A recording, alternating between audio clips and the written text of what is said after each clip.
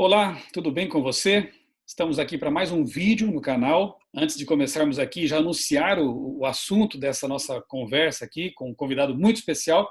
Já quero aproveitar para mais uma vez pedir que você se inscreva no canal, compartilhe esse conteúdo se você gostar dele e também acione aí o sininho no seu YouTube para que você possa receber os avisos aí de novos conteúdos, novos vídeos, tá bom?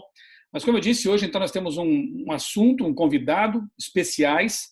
Nós vamos falar sobre um tema talvez não muito comum, né? Mas que nos rodeia, mesmo neste mundo caído, mesmo neste mundo assim desgastado por milênios de pecado, nós conseguimos perceber ao nosso redor beleza, né? E beleza, tem um amigo chamado Marcos Eberlin, né? Inclusive recentemente participei de um programa com ele lá, aqui no YouTube também, e ele diz que Deus é um exagerado, Deus é um exibido, e em certo sentido a gente até percebe que é assim mesmo, né? Há uma beleza exagerada em vários aspectos e que, tudo indica, foi feita para agradar a obra-prima da criação de Deus, né? Mas eu não quero me antecipar aqui, porque nós vamos conversar com alguém muito especial para falar disso. Eu anotei aqui alguns traços aqui do currículo dele, que você perceberá é bastante extenso.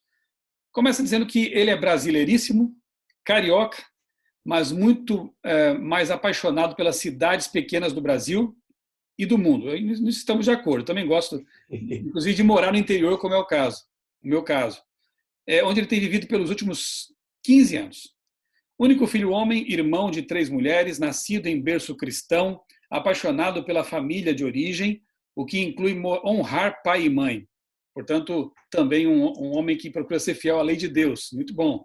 É profundamente agradecido a Deus por ter uma nova família constituída pela esposa e filha, sogro, sogra e companhia. Livre pensador nas horas vagas, pesquisador, professor e pai, e marido nas horas bem ocupadas. Apaixonado pela natureza, a obra de Deus, ele se considera um ambientalista conservador cristão. Tem dedicado a maior parte da sua vida a entender como funciona a natureza, como ela se relaciona com a vida humana e com o Criador. Apreciador da música e principalmente da boa gastronomia, movido por tamanho interesse pela natureza, que inclui a diversidade de fontes de alimentos, se graduou em ciências biológicas, seguiu para o mestrado em ciências ambientais e florestais e, posteriormente, recebeu o título de PhD em antropologia e meio ambiente. Eu falo agora, então, com o meu amigo, Dr. Rodrigo Pena Firme, que, como vocês viram, é alguém perfeitamente habilitado, tanto no aspecto científico quanto no aspecto teológico, bíblico, religioso, para falar desse tema tão interessante que é a beleza. Rodrigo, muito obrigado por aceitar o convite. Suas palavras aí introdutórias para a nossa conversa de hoje. Muito obrigado pelo convite, uma satisfação, uma honra incrível estar com você, um amigo que ainda é assim um pouco à distância, né? De tela e de WhatsApp. Um dia a gente vai se encontrar pessoalmente, mas já estamos nessa amizade já tem um tempo. E é uma honra falar com um homem como você, um homem de Deus e um homem que conhece ciência, um exemplo, né, para muitas pessoas, um modelo, um escritor brilhante, escreve maravilhosamente bem, sempre uma satisfação ver e aprender. E está aqui agora. Eu não posso esquecer de fazer aquela piadinha clássica que eu inventei, né? Vamos falar sobre beleza, mas você não precisa necessariamente ser bonito para falar sobre isso. Quer dizer, no caso aqui, eu acho que a gente é até bonitinho, a gente vai passando. Estou ficando carequinha também, mas isso não tem nada a ver. A esposa gosta, então tá bom. É isso que importa, né? Isso é que importa.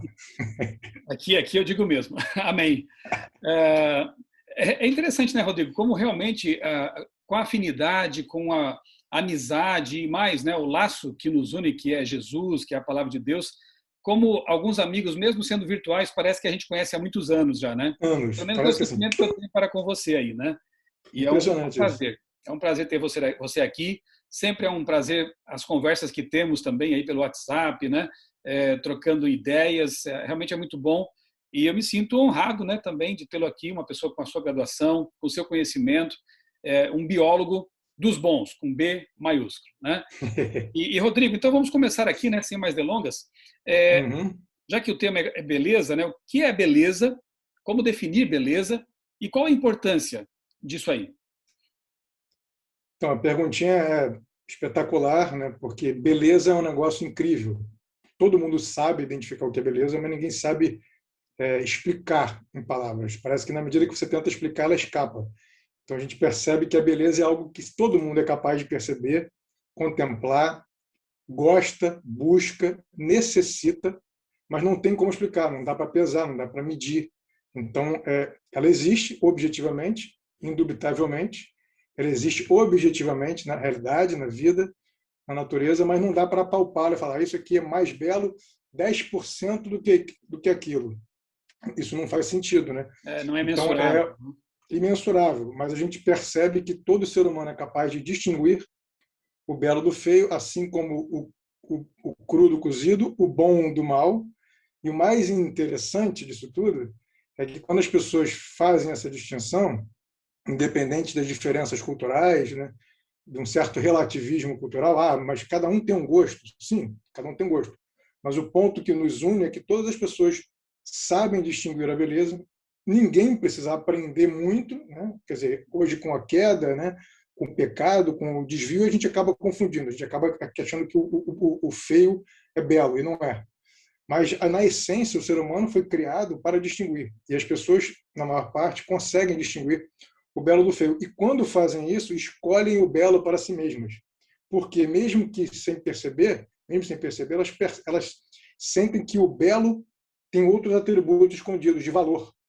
O belo é o correto. O belo é o bom. Então, isso é muito incrível. É uma observação importante de se fazer aqui. Então, a beleza, no final de contas, é um valor humano universal. Uhum. Enquanto você falava, eu me lembrei de palavras aí que foram ditas pelo Agostinho, né, o teólogo, famoso teólogo católico. Ele dizia assim que, com respeito ao tempo, né, que é outra grandeza difícil de definir. Ele dizia, olha, se não me perguntam, eu sei o que é, mas se me perguntam, eu já não sei mais. Então, é mais ou menos como a beleza, né? É mais ou menos É por aí. invisível, porém é perceptível, né? É interessante isso, né? E Rodrigo, assim, qual a importância, né, de a gente entender esse assunto? Por que trazer para cá, né? Esse assunto seria tão óbvio, né? Eu já sei o que é beleza, então para que ficar falando sobre isso? Alguém pode pensar, talvez. Eu acho que tem muitos motivos, né? Motivos filosóficos, teológicos, motivos, digamos assim, científicos. Um dos motivos que eu acho que a gente vai explorar um pouco mais aqui, que precisa ser esclarecido, é que a beleza também não escapou das garras evolucionistas. Uhum. Uma vez que ela existe na natureza, no mundo objetivo, na vida, o próprio Darwin foi o primeiro a publicizar, digamos assim, uma tentativa de explicar não o que é beleza, mas qual é a origem e o propósito da beleza. Então, por isso que é importante a gente falar. E aí, mostrando, pelo menos muito brevemente, de que a questão de que o ser humano está vinculado à beleza, né? Tudo que a gente faz, a gente está buscando beleza. Quando a gente compra uma roupa, quando a gente casa, não é idolatria da beleza, mas a gente está buscando estar num ambiente harmonioso, belo, porque a gente sabe que isso é essência. Deus criou o mundo harmonioso, belo, e a gente tem isso embutido dentro da gente. Então, o que aconteceu? A gente está perdendo isso, o mundo está se enfeiando, digamos assim, em certa medida, mas ainda existem muitos exemplos de beleza que são irretocáveis, são a perfeição. E a gente quer contemplar, precisa contemplar, e aí vem uma série de explicações para dizer que esta beleza que nos leva, né, que nos remete ao sublime, que nos gera essa sensação de bem-estar e tudo, ela tem uma causa materialista. E aí isso vem à tona e a gente fala, será mesmo que tem uma causa materialista e tem um propósito materialista? Então, qual seria a explicação, né, dessa beleza materialista? Uhum. Tem uma frase aí muito comum, né, Rodrigo, que diz assim: beleza está nos olhos de quem vê. O que você pensa dessa máxima aí? Olha, o próprio Darwin ele achava que isso era o caso, né, para ele escapar dos problemas que ele encontrou na construção das teorias dele, que a gente vai falar um pouco aqui, especialmente da seleção sexual. Isso é verdade e não é ao mesmo tempo. Como assim? Um pouco do que a gente falou no começo.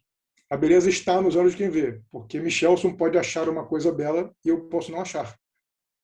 Existe um pouco de variedade nisso, existe uma possibilidade, né? A diversidade humana, a psique humana, da alma humana e as culturas humanas se manifestam-se de diferentes formas, né? A apreciação, a criação da arte, da música, né? Cada sociedade, cada cultura, em diversos tempos, se expressou e admirou coisas com maior ou menor ênfase, mas cai Padrões, naquilo que eu falei no começo. padrões diferentes, né? Padrões diferentes, né? Mas, no final de contas, todo mundo está buscando a beleza, né? Todo mundo está buscando a beleza. Deixa eu mostrar uma foto aqui rápida que vai ilustrar bem isso. Está bem aqui, ó. Posso compartilhar rapidamente, que já está como dizia antigamente, na agulha. Olha aqui essas duas mulheres, de culturas totalmente diferentes. Elas estão querendo se tornar belas, e aí, inclusive, usando a beleza como artifício de atração de marido, de sei lá o quê, que elas estão fazendo nessa sociedade, né? E elas se consideram belas e elas geram com essa intenção, porque outra coisa fundamental, a beleza não pode ser produzida sem intenção. Nenhum artista faz um quadro sem querer, ficou belo sem querer. Uma música ficou bela sem querer. Há uma intenção de produzir a beleza. E aqui essas mulheres estão tentando ser belas. Eu não sei se todo mundo vai achá-las belas, depende da cultura. É isso que a gente está falando. Aí está nos olhos de quem vê? A pergunta. Sim e não. Talvez a Gisele Bündchen seja mais bonita, para nossos padrões. Ou outras mulheres que não têm um padrão europeu, branca, loura. Enfim, muitas mulheres podem ser consideradas mais bonitas. Talvez não. E aí? Então não existe isso. Não existe porque todo mundo está querendo se parecer belo e está buscando a beleza. Então isso é fundamental. Deixa eu parar com esse compartilhamento para a gente voltar a conversar. Se precisar, eu volto de novo. Ok. Outra coisa, né? Quais os caminhos para se compreender, analisar e explicar a beleza? Agora vamos para uma parte mais analítica aí, né? Vamos aproveitar aí a sua bagagem também intelectual, acadêmica, né? Até aqui nós analisamos a questão da percepção, enfim, da beleza. Mas então, que caminhos podemos adotar aí para compreender, analisar e explicar essa beleza? É muito interessante, né, que você começou a mencionar Agostinho, e tem talvez praticamente todos os homens que foram considerados grandes filósofos, né, inclusive cristãos, pensadores cristãos como C.S. Lewis, todos esses caras, essas pessoas, homens e mulheres, de alguma maneira tocaram nesse assunto, se debruçaram nisso, se depararam com essa questão, né, e ficaram perplexos e buscaram entender isso aos seus modos, de acordo com as suas épocas. Tem um filósofo que eu costumo comentar quando a gente conversa sobre isso, que é muito importante, que ele faleceu recentemente, um filósofo conservador inglês chamado Roger Scruton. Ele escreveu um livro chamado Beleza, dentre vários outros, está traduzido para o português. Ali é muito interessante as coisas que ele fala sobre beleza, que é um pouco uma síntese, né? Uma retomada do que foi dito ao longo do tempo por esses vários outros pensadores filósofos. Então, o Roger Scruton ele caminha pela questão da arte, da arquitetura, e ele mostra coisas incríveis, né? Do tipo, houve uma mudança que, ao longo do tempo, na arquitetura, que tentou dar mais ênfase na funcionalidade e esqueceu, por exemplo, os detalhes da arte, da beleza. Com isso, ele fala que tem muitas evidências de que as pessoas, por exemplo, deixaram de querer habitar nesses lugares, que teoricamente seriam mais funcionais, mas por eles perderem o elemento de beleza, as pessoas deixam de habitar. Então, aquilo que é belo desaparece, entra o funcional e o funcional perde sentido. E aí ele lembra isso o tempo inteiro, né, de que essa ideia de funcionalidade e beleza, elas não andam juntas. E muitas vezes o mais importante, o mais relevante para as pessoas é a beleza. E aí fala da arte, né? Que é coisa mais inútil do que a arte, porém bela. Então a arte não tem utilidade. Qual o propósito de eu sentar aqui, tocar um violão e fazer uma música bonita? Não tem um propósito. E aí que entra a questão de como que, além dos filósofos, essa questão vai sendo tratada por materialistas filosóficos e várias estirpes. Por exemplo, evolucionistas, darwinistas evolucionistas, evoteístas e pessoas que pensam por esse arcabouço. Porque, necessariamente, a maior parte deles vai pensar que tudo que existe na natureza e na vida tem que ter uma explicação utilitária. É uma espécie de doutrina utilitária. Não faz sentido ter arte a não ser à luz da explicação materialista. Que um dia éramos uma ameba e que aqui, de repente, surgiu o ser humano, milhões e milhões e milhões de anos depois, fazendo arte, apreciando a beleza, contemplando a natureza ao ponto de criarem múltiplas religiões, né, de adoração à terra, adoração à lua, ao sol, e aí botam o cristianismo no mesmo saco, dizendo que, no final de contas, tudo isso é uma busca. Eles não sabem, obviamente, explicar, em primeiro lugar, porque existe essa busca, mas eles falam que tudo é, né, de origem materialista. E a beleza não escapa disso. Então, aí, eu acho que vale a gente já começar a entrar na primeira explicação, talvez mais formal, de como que a beleza aparece e qual o propósito dela na natureza. Que quem fez isso? O senhor Charles Darwin, que eu também gosto sempre de bater nessa tecla, que a gente lendo um pouco do que ele escreveu, pensando nas coisas que ele propôs e que estão até hoje, o cara era um gênio. Isso é inegável na minha perspectiva. Só que deixou vários furos e criou uma série de problemas. Inclusive, né, você é um, por exemplo, que mostra isso claramente nos seus vídeos, as pessoas têm que acompanhar isso, das implicações seríssimas que isso tem para outros aspectos da vida, né, para os aspectos mais relevantes da vida. Mas ele criou, né, uma explicação que aparentemente é plausível para entender por que existe beleza na natureza, em especial nas plantas e nos animais. Porque para Darwin, né, ele começou a ouvir, no tempo dele, dos religiosos, que a beleza era como os filósofos, a maioria dos filósofos, né, entendiam, né, que era, muito provavelmente, algo que a única explicação é uma mente, um criador, colocou, estabeleceu, para o seu próprio deleite, no sentido de sua honra, sua glória, e para o deleite do ser humano como ápice da criação. Isso foi válido, então, até surgir essa ideia de Darwin. Então, Darwin, quando se depara com isso, a gente sabe um pouco o que aconteceu na vida dele, né? Os traumas que ele teve, a perda da filha, uma série de coisas. Cada um reage de uma coisa, a gente não pode julgar, né, as pessoas nesse sentido. Mas me parece que toda essa confusão que ele viveu ali, ele acabou se revoltando contra a ideia de Deus, de Criador, etc. Foi apostatando, abandonando a fé, se é que de fato ele teve uma fé verdadeira um dia, uma fé racional, né, de olhar as evidências, inclusive. E aí ele se deparou com várias questões. Uma delas foi a questão da beleza, né, de falar, caramba, como é que eu vou explicar esse negócio? Bem, de um lado estão aqui os religiosos dizendo que a beleza foi criada por Deus.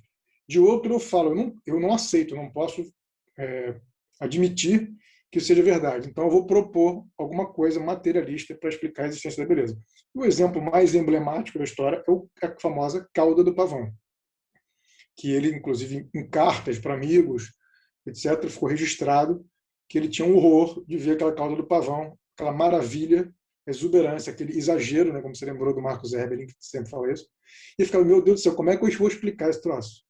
Por quê? Ele entendeu logo de cara que ter uma cauda daquele tamanho, o exemplo do pavão, mas você pode aplicar isso para qualquer outra coisa.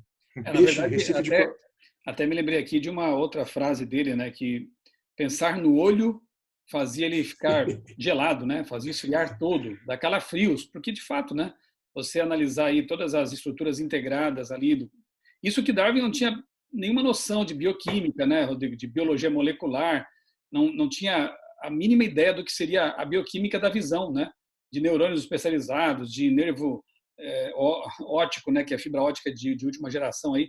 Ele não tinha essas coisas à disposição, essas revelações que a pesquisa mais moderna trouxe para nós, né?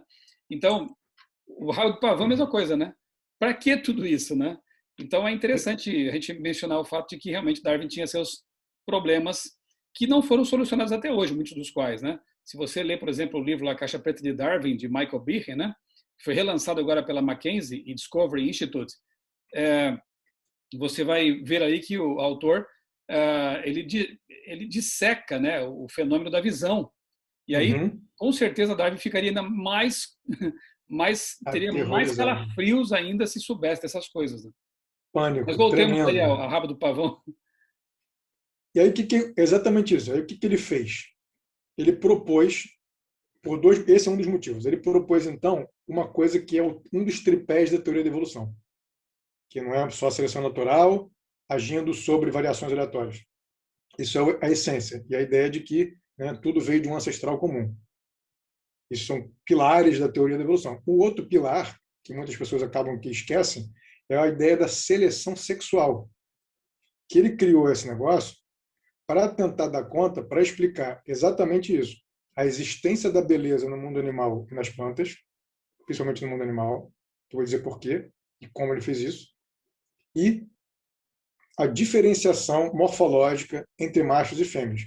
Porque você não precisa ser biólogo, tá? Basta você prestar um pouco de atenção, ou, sei lá, ligar a televisão e ver um canal desse de natureza, você vai ver que normalmente o padrão, quase que universal, é os machos são maiores, mais fortes e mais bonitos que a fêmea.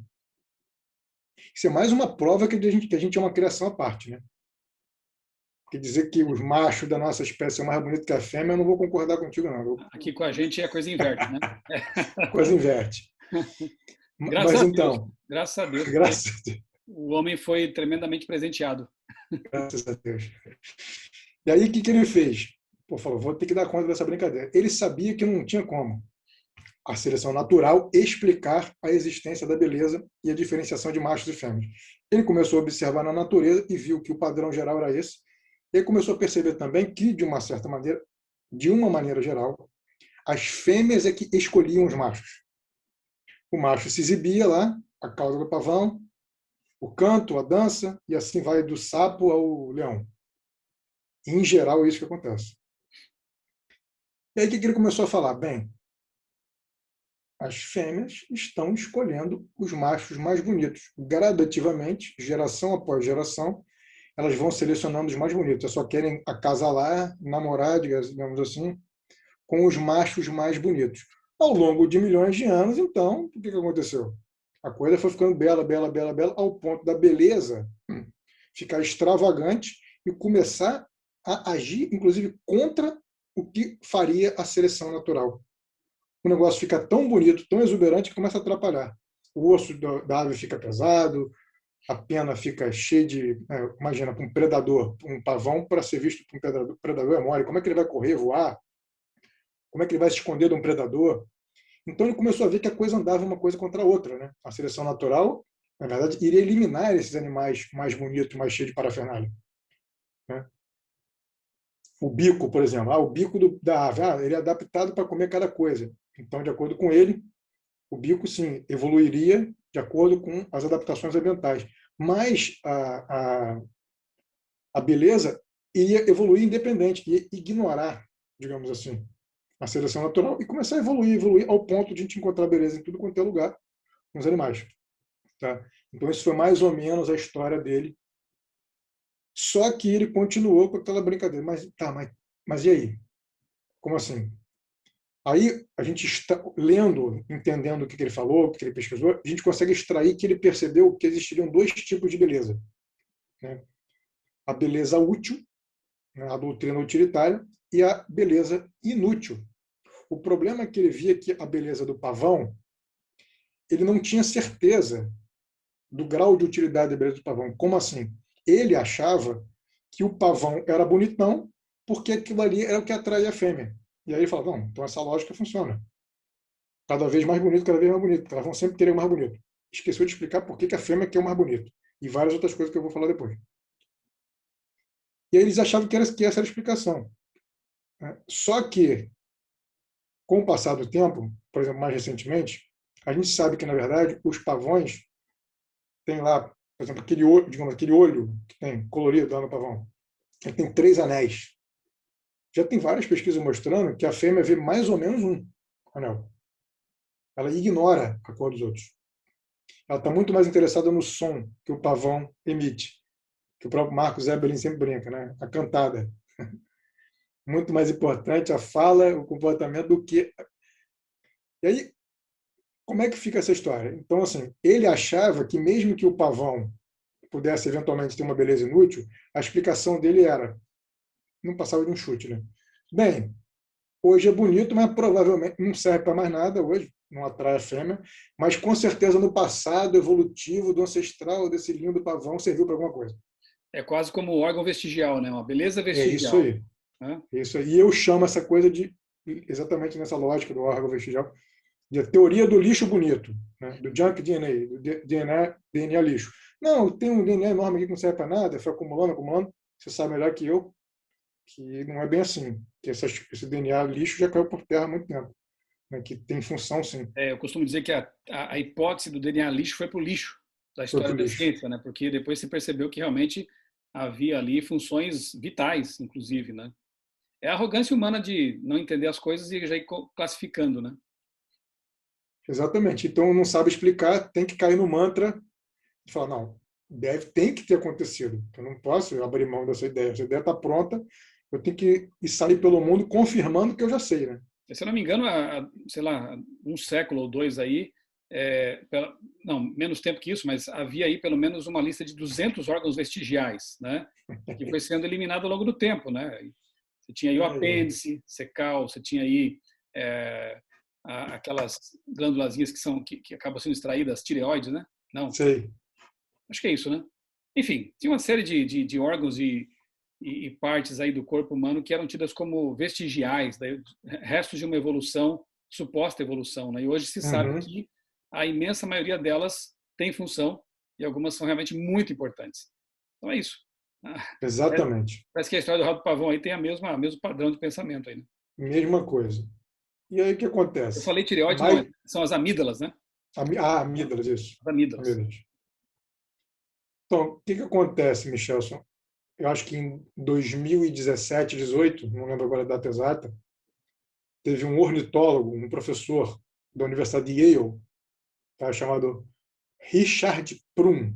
Richard Prum. Ele escreveu um livro que está se tornando quase que um mini best-seller, digamos assim, que é a evolução, não tem em português ainda, até onde eu sei, que é a evolução da beleza, né? Como que a teoria do Darwin lá da escolha das fêmeas pelos machos, dos machos pelas fêmeas, moldou a beleza, o mundo, inclusive nós mesmos. Uma coisa assim, traduzindo o título do livro dele.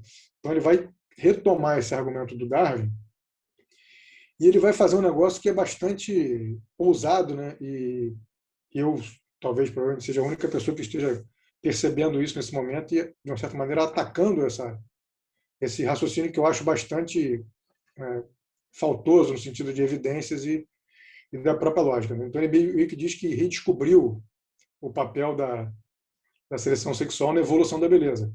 E aí, digamos assim, em poucas palavras, ele apela para o seguinte: ele fala assim, não,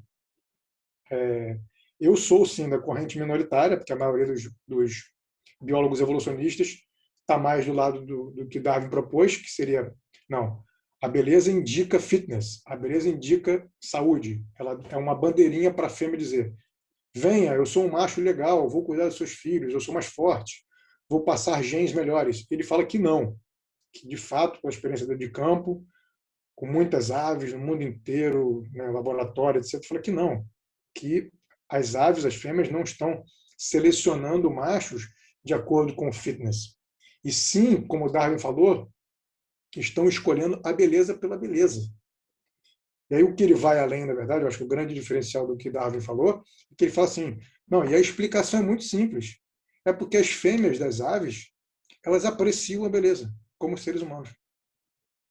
Elas têm uma satisfação, né, uma capacidade de perceber, de diferenciação estética, um certo deslumbre com a beleza do macho, e aí elas vão atrás do macho mais bonito porque elas têm apreciação estética, apreciação subjetiva estética da beleza.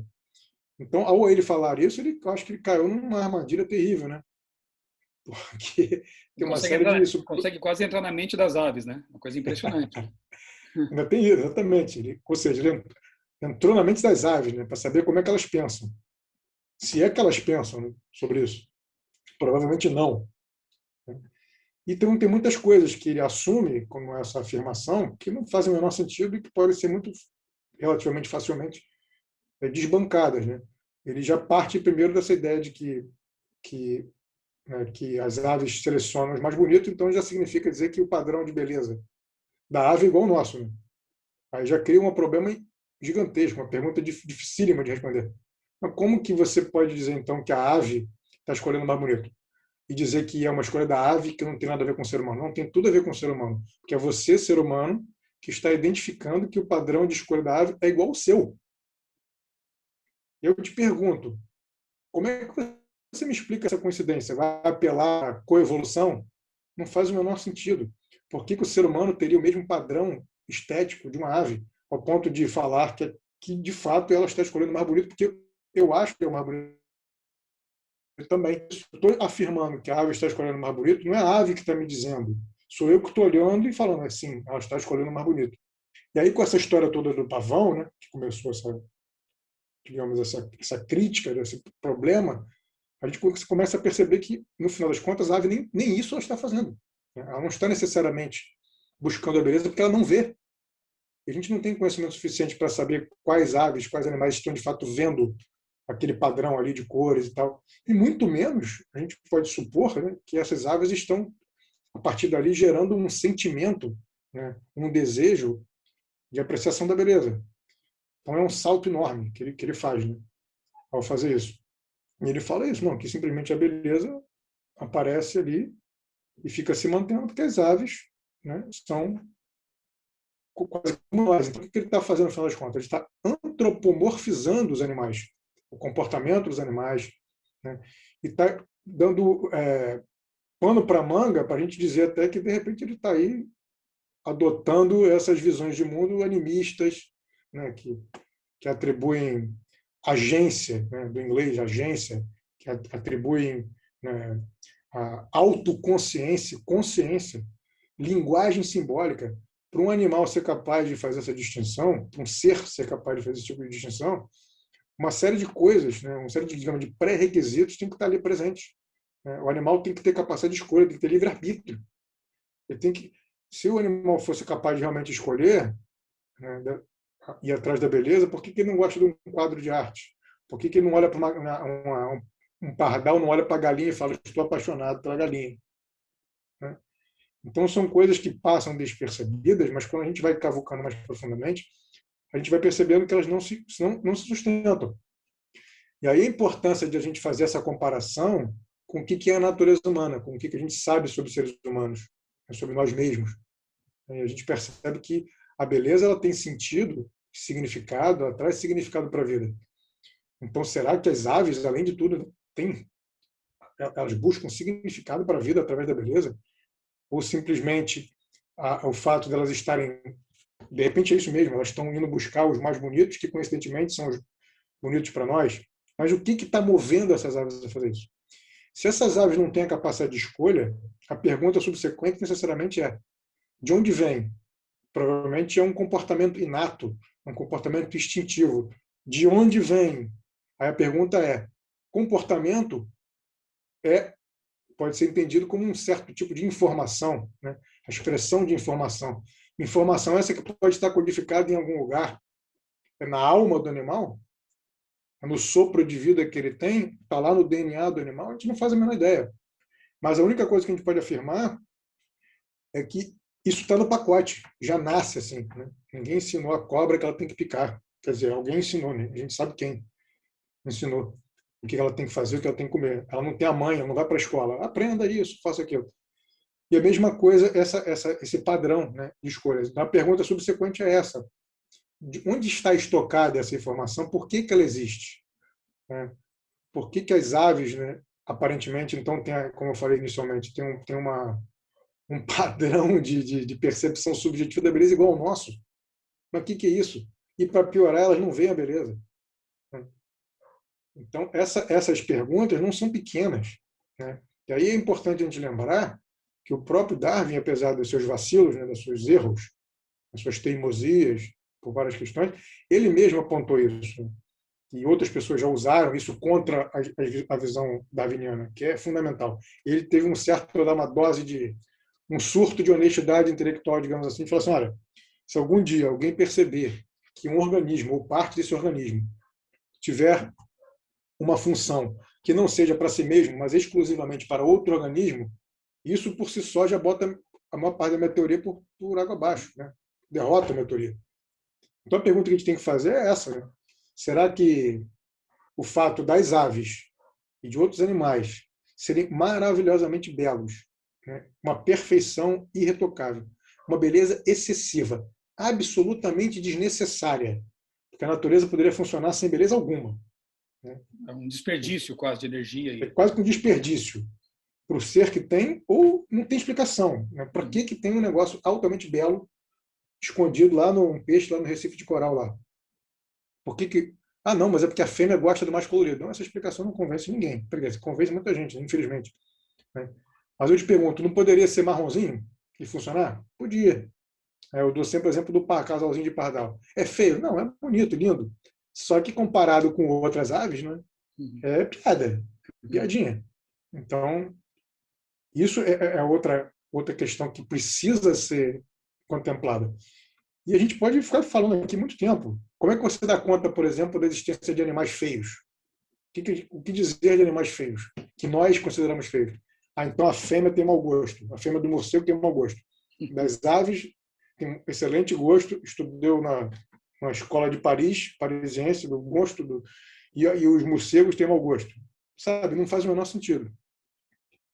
Então, eu acho que, no final das contas, a coisa está caminhando para a gente ver que os críticos de Darwin, a respeito dessa teoria, que ele meio que tentou empurrar a goela abaixo, estavam, de uma certa maneira, corretos, né? Falaram, olha, a coisa não pode... Algo que tem intencionalidade, né, que produz, que gera sentimentos, que necessita, né, de uma ação, né, proposital para que aquilo aconteça, como eu falei, não existe nenhum produto, nada na experiência humana que a gente tenha visto, observado, que tenha produzido beleza sem que houvesse a intencionalidade de produzir beleza. A beleza não surge sem querer.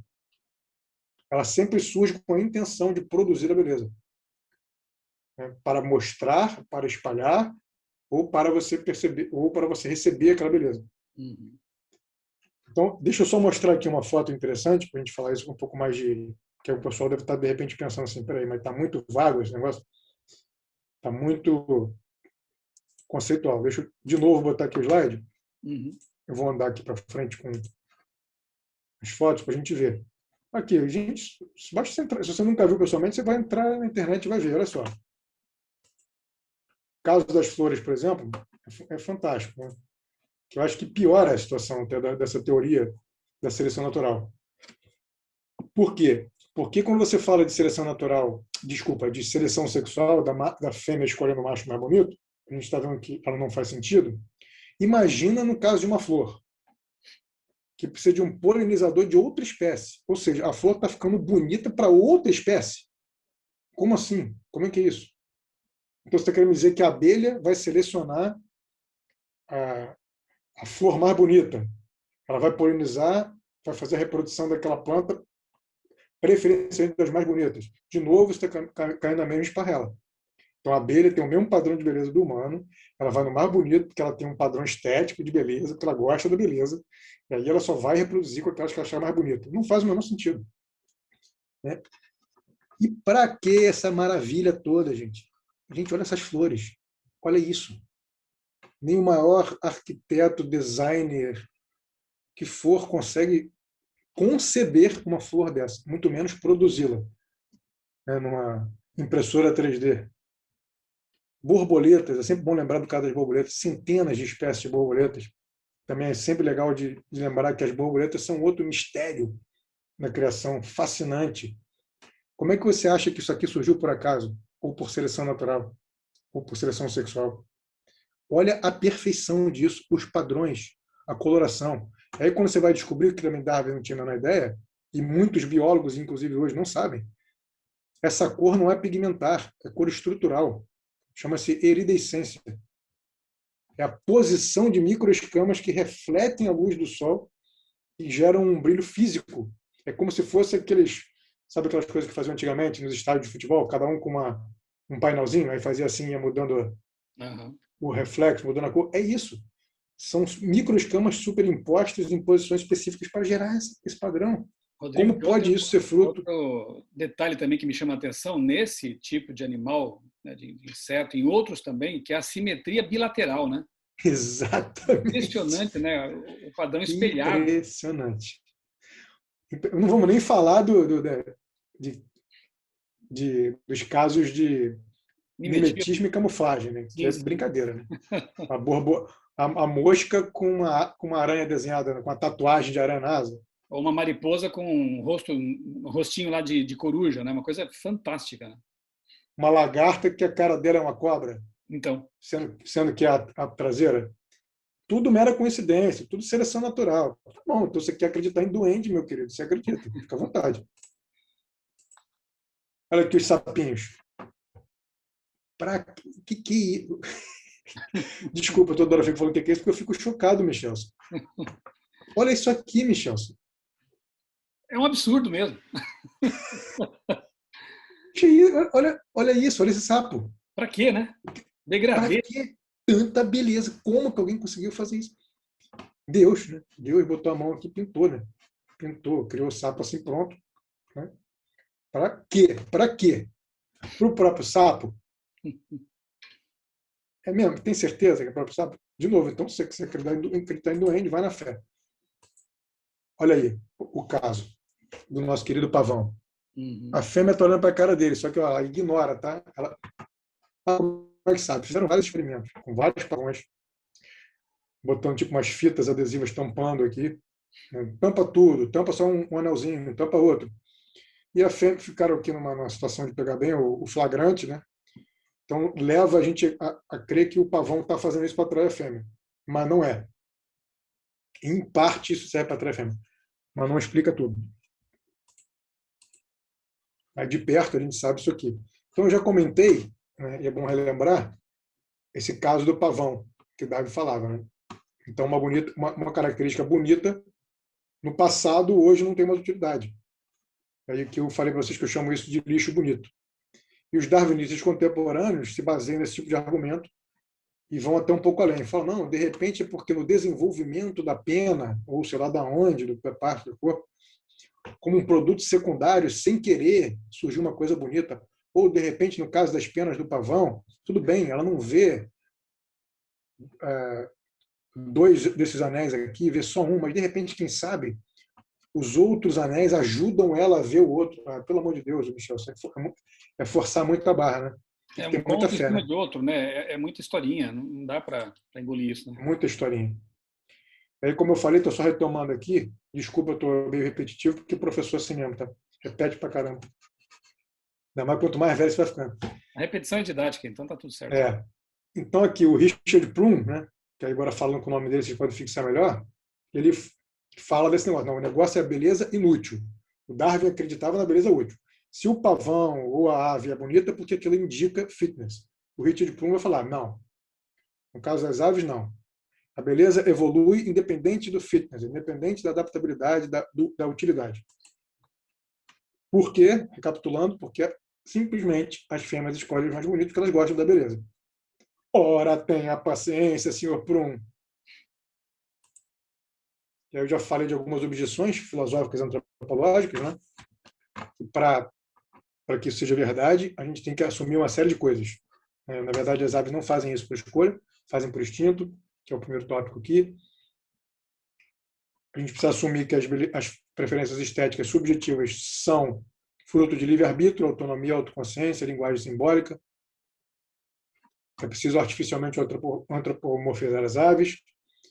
É preciso assumir que seres humanos têm as mesmas preferências. E é impossível testar empiricamente o que está acontecendo na cabeça de uma ave. Entrar na cabeça dela e falar, ela pensa isso por causa disso. E aí eu vou para outras aqui objeções, muito rapidamente, para a gente voltar para mostrar a fotografia dos pássaros que eu falei que são também que dão uma bufetada nessa teoria. Então, outras objeções paleontológicas e biogeográficas. Então, se a teoria do Prum estiver correta, né, a gente precisa encontrar, por exemplo, no registro fóssil, seres vivos ficando cada vez mais belos. Né? Você pega lá uma estratigrafia fossilífera e vai falar assim, olha, lá no fundo tem que estar o pessoal feio. Os ancestrais, os supostos ancestrais aqui, ou sei lá quem estava antes, tem que ser feinho, tá? Começou com a carinha do morcego e foi ficando bonito. Isso não existe. Ninguém nunca viu isso. A distribuição geográfica também dos animais atuais, dos organismos atuais, deveria seguir um padrão. Né?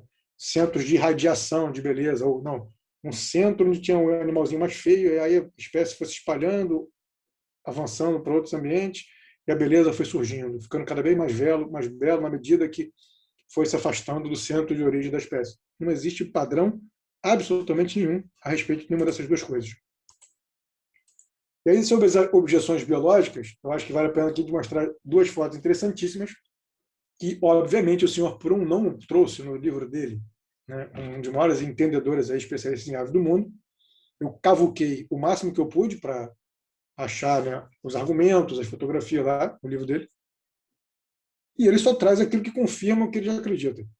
E aí, quando eu fui fazer o trabalhinho por fora, né, esse insight, essa visão de peraí, tem uma coisa errada, eu descobri, já sabia e vinha confirmar, né, que tem uma série de animais, aves inclusive, que quebram por completo a explicação darwinista ou do Prum sobre a teoria da seleção sexual como sendo o motor que gera a beleza, né, que propaga a beleza, que faz a beleza evoluir. Como assim, Rodrigo? Ué, qual é o padrão? Fêmeas escolhem machos bonitos. E eles vão ficando cada vez mais bonitos. Isso cria diferenciação sexual entre macho e fêmea, dimorfismo sexual, e os machos ficando cada vez mais bonitos, cada vez mais bonitos. Aí você vai e se depara com uma situação dessa aqui. Um casal que não parece estar muito de acordo nesse momento. Você não sabe exatamente aqui quem é o macho e a fêmea. E eu pergunto até, inclusive, como é que eles sabem quem é o macho e quem é a fêmea. Porque eles são absolutamente idênticos um ao outro. Para diferenciar quem é macho e quem é fêmea aqui, só fazendo exame de DNA. Aí você fala, peraí, então o que tem a ver com isso, o que você falou? Tem tudo a ver. Porque se é a fêmea que está escolhendo o macho, você está pressupondo que ela é uma narcisa, que ela tem consciência da sua autoimagem, que ela é um ser, que ela é de um certo jeito, ela tem um espelho, né? Ela não tem espelho em casa, não tem espelho na floresta, mas ela vai lá no lago, né? Porque como é que ela se vê? Ela vai lá no lago, se olha, se observa assim e fala, olha, eu sou linda, maravilhosa, e quero um macho igualzinho a mim. Então eu só vou reproduzir com machos iguais a mim. É isso. A única explicação plausível para que isso tenha acontecido. Ou seja, essa não é uma explicação plausível. É uma explicação logicamente absurda. Então, isso aqui, se a gente for usar apenas um critério popperiano de Karl Popper, filósofo da ciência, isso aqui já refutaria, né, os pilares dessa teoria da seleção sexual, que é um exemplo que refuta, né, as principais premissas desse modelo do Prum. Aqui também não é exatamente a mesma coisa, não são duas aves idênticas, mas é um passarinho lindo, maravilhoso, que ocorre na Mata Atlântica do Sudeste brasileiro, que chamam de Maria Leque, deveria ser João Leque e Maria Leque, né? Não Maria Leque. Esse passarinho é lindo, maravilhoso. Ele tem esse penachinho na cabeça, ele fica o tempo inteiro com o penachinho para fora. Tá? Por algum motivo qualquer, em alguma situação, ele levanta o penacho. Os biólogos que estão estudando esse passarinho, que são poucos, também não sabem explicar por que ele tem esse penacho. Ah, não, porque de repente com esse penacho vem ele finge que é uma flor, vem um inseto, ele morde. Bem, nunca ninguém comprovou nada disso. Mas cai na mesma coisa de antes. Apesar de haver uma pequena diferenciação morfológica, né? Não são exatamente iguais, fêmea amarelinho, macho tem esse penacho vermelhinho, são lindos, absurdamente lindos, e eu te pergunto, para que esse penacho? Se os dois são iguais. Se o macho que é selecionado pela fêmea, quem tinha que ter só o penacho era o macho. Ah, não, mas vai que nesse caso aí é o contrário. É o macho que escolhe a fêmea. Deu no mesmo. Só teria que ter penacho em um. Ah, não, mas é porque os dois. Tanto faz, os dois se escolhem. Caímos no mesmo problema. De novo, a gente está achando que eles são narcisos. E aí, como eu tinha falado antes, a natureza poderia funcionar lindamente, se fosse tudo marronzinho. A exuberância é um exagero, a beleza é um exagero. É absolutamente desnecessário. Tudo por ele ser marrom e funcionar. Então, por que existe beleza? Macaquinho assustado. Por que existe beleza? Se nós não temos absolutamente nada a ver com a vida reprodutiva, com a seleção, com a suposta evolução de outras espécies. E lembrando o que o Darwin falou. Ele falou que se algum dia alguém demonstrasse que um pedaço, uma parte de um organismo ou um animal inteiro existisse apenas para benefício de outra espécie, sua teoria da evolução deveria ser descartada. Eu estou tentando aqui ajudar a descartá-la, tá? Claro que tem partes corretas. Ninguém está dizendo que não existe seleção natural, ninguém está dizendo que não existe microevolução, não é isso? Que é a história que todo mundo que acompanha essa discussão sabe. O que a gente está falando aqui, macaco é macaco, gato é gato, e que não existe nenhuma explicação materialista plausível para o surgimento da beleza, que ela indica propósito, e não existe evidência alguma, biológica, paleontológica, não existe mecanismo que possa explicar isso aí. Então eu vou só fazer uma conclusão que não é uma conclusão, porque a conversa continua. Então o problema da beleza é muito desafiador, talvez tanto quanto a origem da informação biológica e da origem da vida. Todas essas argumentações sobre a origem da informação da beleza até o momento favorecem o design inteligente e até mesmo, né, o criacionismo. Então precisamos pensar seriamente sobre isso. Bom, doutor Rodrigo, do ponto de vista materialista, evolucionista, darwinista, a gente já viu que realmente há muitas inconsistências aí, né? Mas então, já que você é um acadêmico cristão, criacionista, Uhum. né? Me diga qual seria a alternativa racional de base cristã, então, para a beleza? Olha, do ponto de vista cristão, que não é uma fé vã, uma fé maluca, uma fé sem base, né, por vários motivos que a gente conhece, a gente sabe que no ato da criação, inclusive foi o próprio doutor e pastor Tasso Licurgo, numa conversa que me lembrou isso, que é fundamental, acho que é pilar para a gente falar sobre isso. Quando Deus criou o mundo, criou os seres vivos, ele não, o que está registrado, né, através lá do que Moisés escreveu, não está dito que e viu o que era lindo, e viu que era bom, mas é lindo. E aí a gente volta àquele ponto inicial, que uma coisa não está desconectada da outra. Então está muito claro que a beleza foi criada com a intenção por Deus, né? Ali no momento da criação, no início da criação, fez com a intenção de que fosse belo. E se muitas coisas são belas sem função biológica, a pergunta que vem subsequente é: por que é belo? Porque ele criou seres à sua imagem e semelhança, seres espirituais e morais, que são os seres humanos, que sabem quando estão fazendo coisas certas e quando estão fazendo coisas erradas, que têm a moralidade dentro de si e optam por fazer as coisas erradas ou pelo pecado, às vezes a luta, né, o espírito contra a carne, você acaba pecando. Mas nesse propósito de Deus, ele queria que tudo fosse belo. E o belo necessariamente bom. Então, a beleza é uma indicação, uma clara indicação do caráter do Criador, do caráter de Deus. Perfeito, belo e bom. Então, ele deixou isso nesse livro da vida, da criação, e a gente vê através da palavra de Deus, que é a Bíblia, né, que nós criamos, que é a palavra de Deus revelada por Deus, toda inspirada por Deus, o tratamento que ele dá na vida humana, né, em relação à questão da beleza. Aí me falta o conhecimento de latim, de grego, de hebraico, para fazer essa coisa. Eu não sou teólogo, não sou filósofo, mas me parece que o termo beleza em si não é exatamente a melhor tradução do que está na Bíblia. O que eu tenho nas minhas Bíblias aqui em casa, que eu já estudei, que já pesquisei, me parece que o termo que tem sido traduzido é parecido com beleza, mas não é exatamente beleza. Por exemplo, quando fala de pessoas, fala da formosura. Formosura. E muitos casos das histórias, né, que são contadas nos diferentes livros da Bíblia, né, que tem de literatura, poesia, descrição narrativa fiel da realidade, é um alerta. Né? Sempre traz como um alerta da necessidade de a gente entender que a beleza faz parte da existência, é uma necessidade humana, foi feita para o nosso bem-estar, para que nós tivéssemos essa alegria estética, mas que ela também tem sido usada por causa do pecado e por causa da intenção de destruir essa obra para tentação, seja ela sexual, seja ela de outra maneira, é uma certa forma, de é um desvirtuamento. Existe essa palavra em português? Desvirtuamento? Sim, sim. É uma corrida. Desvirtuamento do propósito da beleza. Né?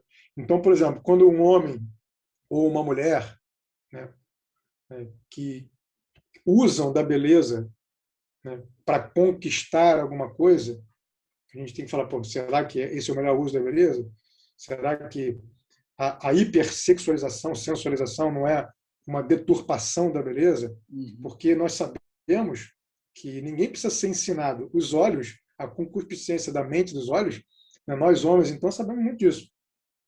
Que é um perigo constante, é uma luta constante. Né?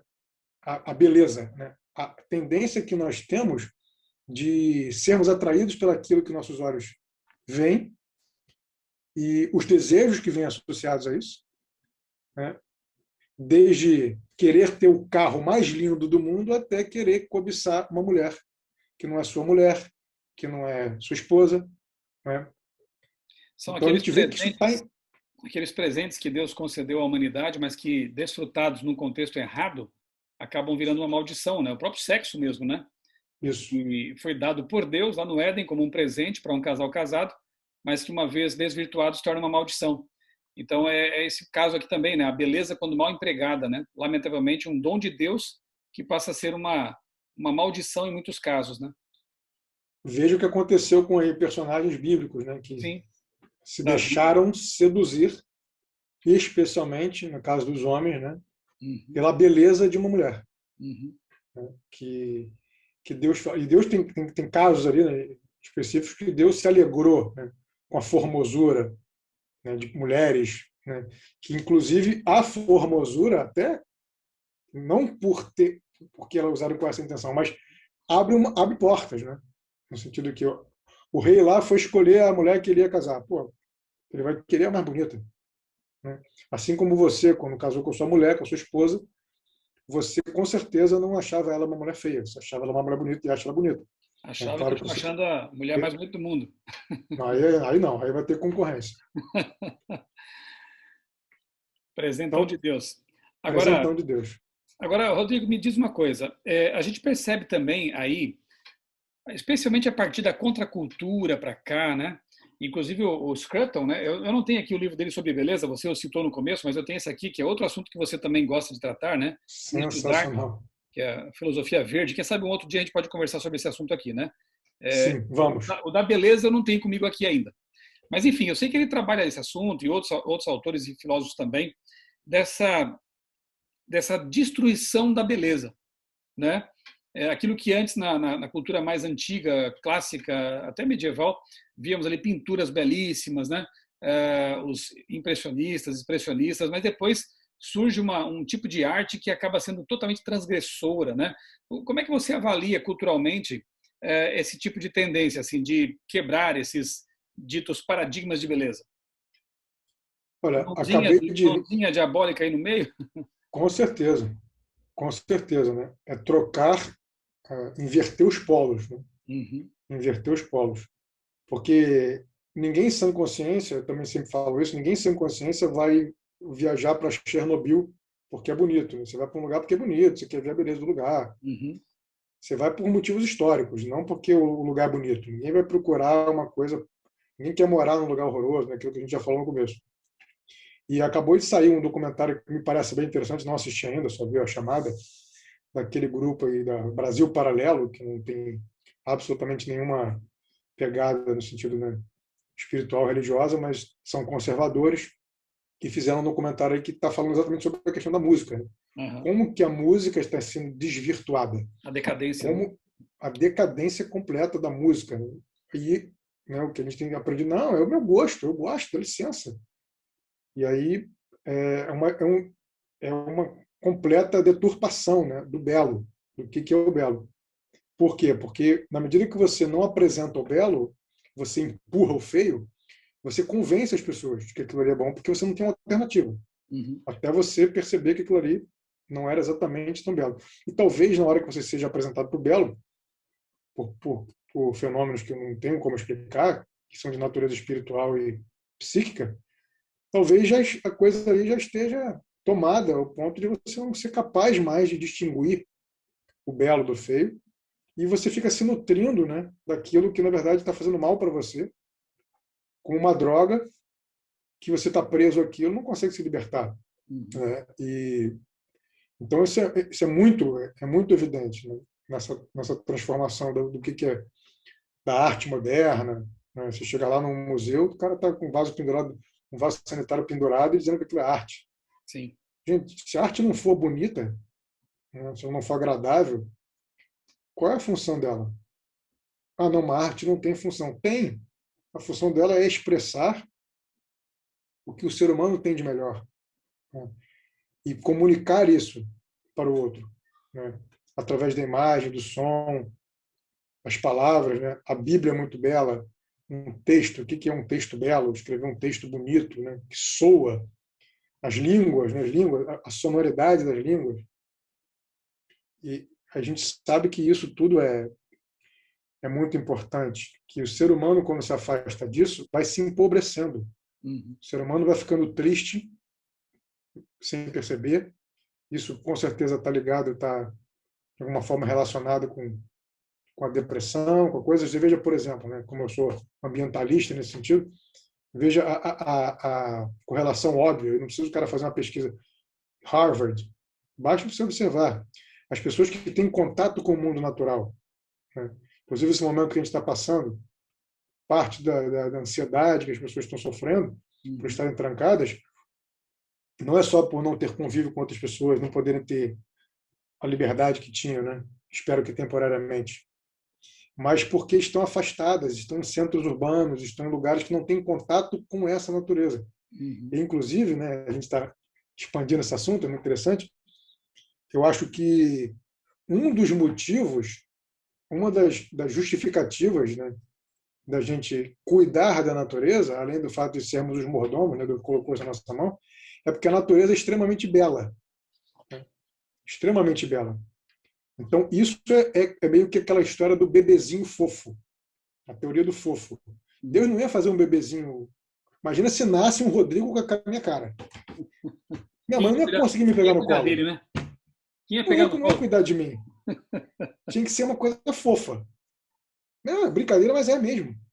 Tem que ser fofo para gerar essa sensação de cuidado, pela estética. Isso não é uma coisa desprezível. Então a natureza é bela e isso também gera a sensação de nós queremos estar nela, próximos dela e cuidando dela. Por isso, inclusive, que vários animais são mais cuidados do que outros, né? Os animais carismáticos, né? A WWF faz a campanha para cuidar de quem? De quem? De quem? É do urso panda, não é da mosca varejeira. Está no logotipo deles, inclusive, né? Inclusive. Eu sou editor aqui, Rodrigo, da revista Vida e Saúde, né? Uma revista de divulgação de saúde e ciência, já tem 80 anos aqui no Brasil. E nós publicamos um tempo atrás uma matéria sobre essa integração realmente do ser humano com a natureza. E há pesquisas mesmo feitas aí por grandes universidades, pesquisas científicas que mostram realmente como a natureza é fator de saúde para as pessoas, né? Então isso que você está falando aí realmente é respaldado por muitas pesquisas. É aquilo que a gente sempre diz como criacionista, né? Nós fomos criados num jardim e temos saudade dele. Perfeito. Isso. Então, assim, outra coisa, né? Outra ilustração que me veio à mente, né? Aquela ilustração batida já antiga, né? Que o diabo quer que nós sejamos galinhas ciscando no lixo do mundo, né? Ciscando aqui no lixo do mundo. E Deus quer que nós sejamos águias, contemplando o céu azul, as coisas de cima, as nuvens, né? Em forma de flocos ali e tudo mais. Então, num mundo que jaz no maligno, obviamente que a tendência satânica é de levar para o feio. Mas nós, como cristãos, criacionistas bíblicos, temos que ir noutra direção. Valorizar o que é belo, o que é virtuoso, né? O que edifica, o que nos aproxima do Criador. Então, por isso o propósito dessa nossa conversa aqui também era esse, né? De mostrar que realmente o belo ele está ligado, obviamente, a Deus, a visão, cosmovisão criacionista, né? E que a visão materialista não tem realmente respostas para isso, restando, logicamente, a ideia de que Deus nos criou para contemplar o belo e nos deu o belo de presente para ser contemplado. Rodrigo, doutor Rodrigo, assim, para a gente caminhar aqui para a finalização da nossa conversa, já temos aí mais de uma hora de bate-papo, poderíamos ficar aqui muito mais tempo, né? Mas estava virando aí uma vigília sobre beleza. As suas palavras de encerramento com respeito a esse tema. Olha, eu gostaria apenas de dizer que eu sou um amante da natureza, que toma cuidado para não idolatrar a natureza, para não trocar o lugar da natureza, né? Não colocar a natureza, que é a criação, no lugar de Deus. Que aí, inclusive, é uma conversa que a gente pode ter, eu posso deixar até o gancho aqui. Você vê que, naturalmente, eu vou empurrando para isso, né? A minha coisa vai empurrando para isso.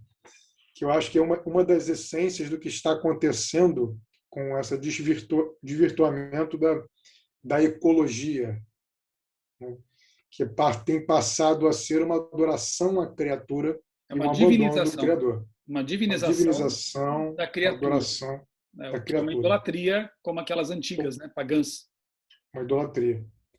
Então, a beleza, a existência da beleza, se não tivermos cuidado, pode nos levar a isso. Né? Nós podemos idolatrar, porque é muito maravilhoso você olhar para uma coisa bonita. E aí, se você não entender o propósito disso e de onde vem isso, você vai acabar adorando a beleza pela beleza. Nessa brincadeira você pode se perder, se afastar da essência e do objetivo da beleza.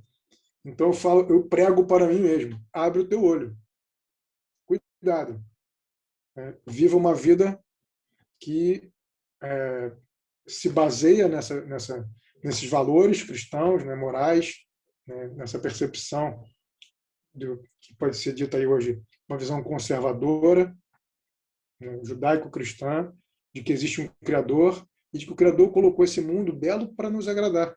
E a gente tem que tomar cuidado para não adorar a beleza, não tornar o mundo mais feio, não ser contribuidor do mundo mais feio, e que a gente possa viver realmente tentando ver beleza nos mínimos detalhes, ver beleza nas coisas simples.